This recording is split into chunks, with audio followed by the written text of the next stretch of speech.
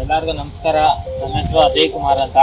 ನಾನು Gujarat state fertilisers and chemicals limited ಅಲ್ಲಿ field executive ಆಗಿ ಚಿಕ್ಕಬಳ್ಳಾಪುರ ಜಿಲ್ಲೆಯಲ್ಲಿ ಕೆಲಸ ಮಾಡ್ತಾ ಇದ್ದೀನಿ.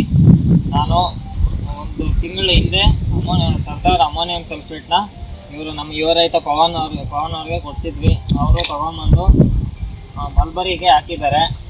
ಅದರದ್ದು ರಿಸಲ್ಟ್ ನೋಡೋಕ್ಕೆ ನಾವು ಇಲ್ಲಿ ಬಂದಿದ್ದೀವಿ.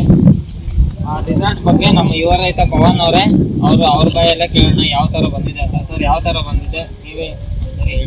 ನಮಸ್ತೆ, ನನ್ನ ಹೆಸರು ಪವನ್ ಅಂತೇಳಿ, ಯುವ ರೈತ. ನಾನು ಶಿಲ್ಘಟ್ಟ ತಾಲೂಕು, ಚಿಕ್ಕಬಳ್ಳಾಪುರ ಡಿಸ್ಟಿಕ್.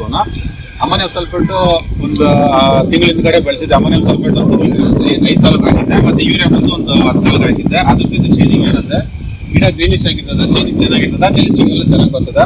ಯೂರಿಯಾಕ್ಕೂ ಮತ್ತೆ ಒಂದು ಡಿಫ್ರೆನ್ಸ್ ಏನಂದ್ರೆ ಅದಕ್ಕೂ ಇದಕ್ಕೂ ಸೇಮ್ ಒಂದೇ ಸಲ ಹಾಕಿದ್ದು. ಅದಕ್ಕಂತೂ ಸ್ವಲ್ಪ ಹೈಟ್ ಕಮ್ಮಿ ಇದೆ, ಇದು ಹೈಟ್ ಜಾಸ್ತಿ ಇದೆ. ಯಾಕಂದ್ರೆ ಸಲ್ಫೇಟ್ ಅಲ್ಲಿ ಥಿಕ್ನೆಸ್ ಆಗಲಿ ಇದಾಗಲಿ ಚೆನ್ನಾಗಿರುತ್ತೆ, ಸಲ್ಫರ್ ಕಂಟೆಂಟ್ ಜಾಸ್ತಿ ಇರುತ್ತೆ. ಯೂರಿಯಾದಲ್ಲಿ ಜಾಸ್ತಿ ಇರಲ್ಲ, ನೈಟ್ರೋಜನ್ ಮಾತ್ರ ಯೂರಿಯಾದಲ್ಲಿ.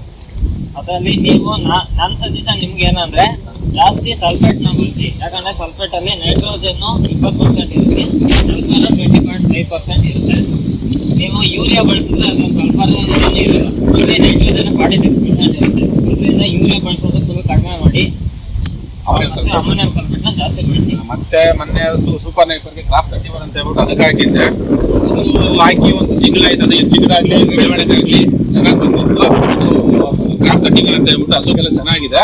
ಮತ್ತೆ ಅಲ್ಲಿ ಸೀಮೂಲ್ಗೆ ಹಾಕಿದ್ದೆ, ಮತ್ತೆ ಸೀಮೂಲ್ ಅದು ಚೆನ್ನಾಗಿ ಬಂದಿದೆ. ಮತ್ತೆ ನಾನು ಫಸ್ಟ್ ಬೆಳೆಗೆಲ್ಲ ಬೆಳೆಸಿದೆ ಯಾವ್ದಂದ್ರೆ ಅಮೋನಿಯಂ ಸಲ್ಫೇಟ್ ಇದು ಕಾಯಿ ಸೈನಿಂಗ್ ಬರೋದಕ್ಕಾಗಲಿ ಟ್ರಿಪಲ್ ಬಿಡ್ತಿದ್ದೆ.